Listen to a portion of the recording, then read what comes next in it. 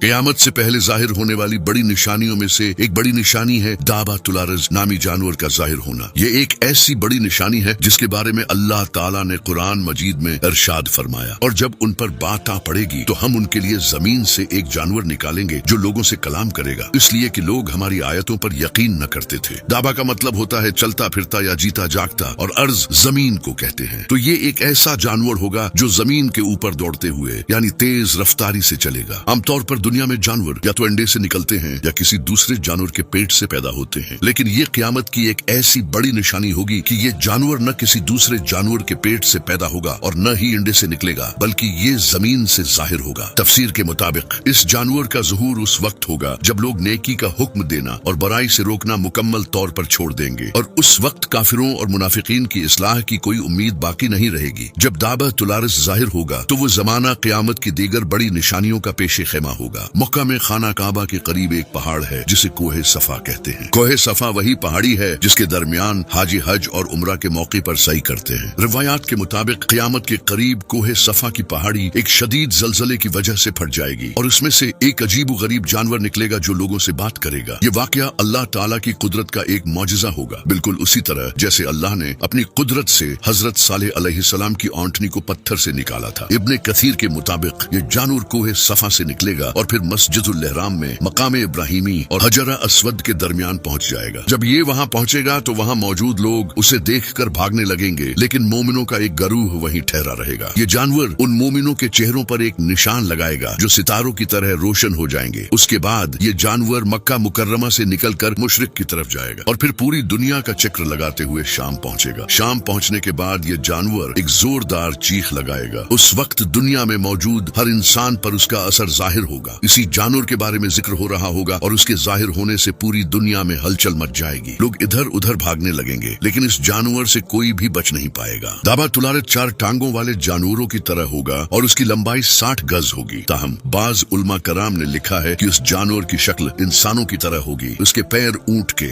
گردن گھوڑے کی، سینگ ہرن جیسے اور ہاتھ بندر کی طرح ہوں گے۔ یہ جانور لوگوں سے بات کرے گا اور انہیں قیامت کے قریب ہونے کی خبر دے گا۔ یہ مومنوں کے چہروں پر ایک نورانی نشان لگا دے گا جس سے اہل ایمان کے چہرے روشن ہو جائیں گے، اور کافروں کی آنکھوں کے درمیان ایک مہر لگا دے گا جس سے ان کا چہرہ کالا یعنی سیاہ ہو جائے گا۔ اس کے بعد مومنوں اور مشرکوں کے درمیان فرق واضح ہو جائے گا۔ دابۃ الارض زمین کے اوپر اتنی تیز رفتاری سے چلے گا کہ کوئی بھی انسان اس کا پیچھا نہیں کر سکے گا اور نہ ہی بھاگ کر اس سے بچ سکے گا۔ جہاں جہاں یہ جانور گزرے گا ہر شخص پر اپنا نشان لگا دے گا۔ دابۃ الارض کے ظاہر ہونے کے بعد نہ تو کوئی توبہ قبول ہوگی اور نہ ہی کوئی کافر اسلام قبول کر سکے گا۔ جو کافر ہوگا وہ کفر کی حالت میں ہی مرے گا، اور جو مسلمان ہوگا وہ ایمان پر ہی موت پائے گا۔ اپنے ایمان اور اعمال کا خاص خیال رکھیں۔